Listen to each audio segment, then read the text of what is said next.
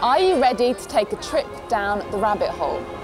Over the past century, there have been more than 20 versions made of Alice in Wonderland, but none quite like this one. Tim Burton, Johnny Depp and Disney have added a whole new 3D chapter to this Lewis Carroll classic. This time it's an entirely different story, an entirely different Alice, and it's a whole lot more surreal. Hardly surprising though, from the king of oddball cinema. Let's go meet him. There is a place like no place on earth. Some say to survive it, you need to be as mad as a hatter. Which, luckily, I am.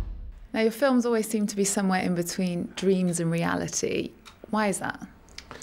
Well, because that's the way I think things really are. You know, it's like people always are trying to say, well, fantasy's this and reality's that. And, you know, I know for myself, I always used my fantasy life to help me with real issues. I think that's what, you know, like stories like Lewis Carroll created, or myths or fairy tales, they sort of have that purpose. So to me, it's not, they're not exclusive, they're intertwined. A pinch of worm fat, urine of the horsefly, buttered fingers.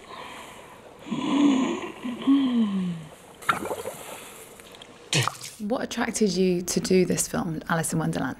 Well, I think it was the opportunity, you know, those characters that he created were just, they're so in the culture, you know, they're so in, you know, I knew probably more about them from listening to music or, you know, songs or other illustrators doing it or writers incorporating into the work. So it's really in the culture. And I think it was that and then the opportunity to do those characters in 3D, which it just seemed like the material and the medium was a good mixture. Which is your favorite character in the story? Well, when I started to think about that, I got very happy because I felt like, well, I started thinking, well, is it the Mad Hatter, or is it the Cheshire Cat, or the March Hare, or the Rat? I mean, there's so many great characters that, you know, they all have their own particular craziness. So I sort of identify with most of them, really. Someone has stolen some of my tarts!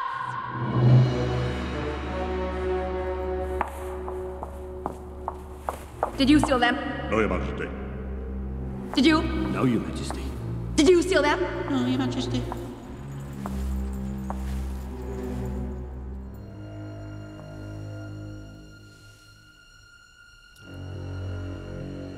Did you steal my tarts? No, Your Majesty.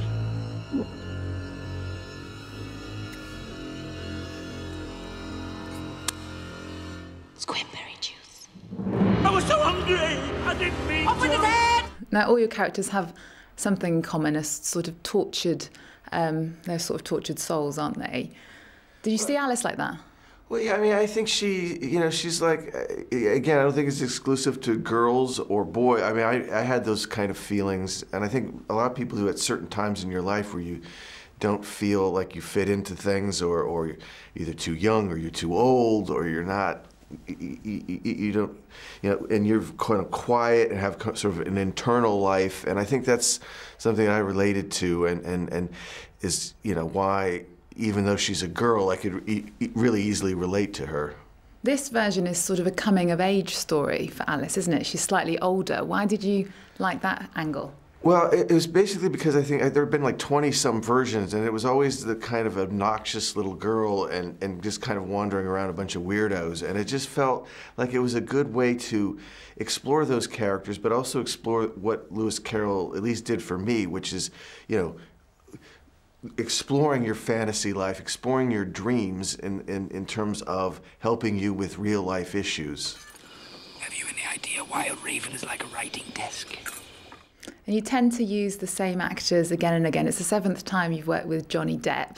Can you explain the special alchemy you've got together? You know, I think it's because we don't really think about it in the terms of like, well, you know, just each time feels like it's the first time in a way, and it just kind of like, I think the biggest issue is just because each time you just want to keep that creative edge and not get complacent and, you know, try new characters and stuff. So he's really good at that, and so just, you know, it's just always fun to see what new kind of weird character he's next time.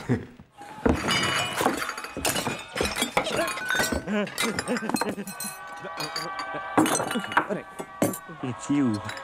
No, it's not.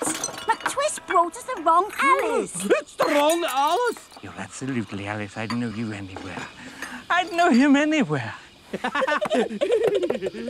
Well, as you can see, we're still having tea. And it's all because I was obliged to kill time waiting for your return. You're terribly late, you know. Naughty. Time can be funny in dreams. Yes, of course. But now you're back, you see. And we need to get on to the Frabjous Day. Frabjous Day! I'm investigating things that begin with the letter M. So did you feel a little bit nervous then, using a relatively unknown actress to play Alice? No, because I kind of liked that in a way. I hadn't really seen much of her, so she felt really new, and she kind of fit into that quality. I think it helped in the sense that if it had been like some well-known actress, that idea of not quite fitting in and not quite being a part of the real world would have been harder. And I think Mia just had that sort of quality of kind of a young person with an old soul and just a gravity to her that I felt was just really, it just was what the character needed. And what is your first 3D film? What was that like? Well, it's exciting. I mean, that's why I felt like it was like really, you know, the sort of the trippiness of Wonderland. It was just another tool to kind of get you in there and kind of, there's such a weird thing with Wonderland about the size differences and the space and sort of being off kilter that I think the 3D just was sort of another character that way. Now, you have got a reputation for being wacky and a bit weird. Is that something that's true, or is it something that the media have hyped up because of the films that you choose? I think it's more the latter there, because I think if I don't know, I think if you'd ask most of my friends, they wouldn't say I'm that weird. Although you'd have to ask them.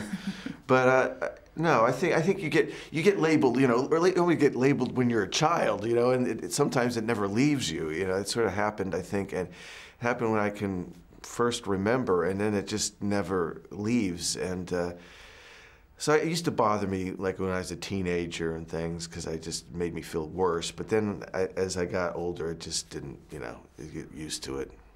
Now, you are heading to Cannes in May to head the jury. What can we expect from that? Can we expect fantastical films to do extra well?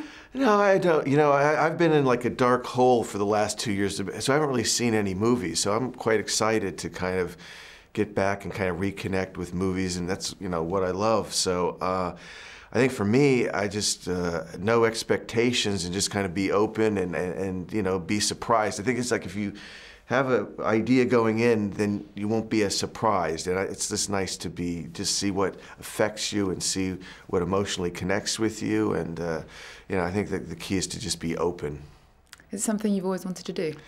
Well, I've been there, but it's a real honor. There's something about the Cannes Film Festival that's a bit like Wonderland for film, you know. There's something incredibly surreal and beautiful and amazing about it that I feel quite excited about.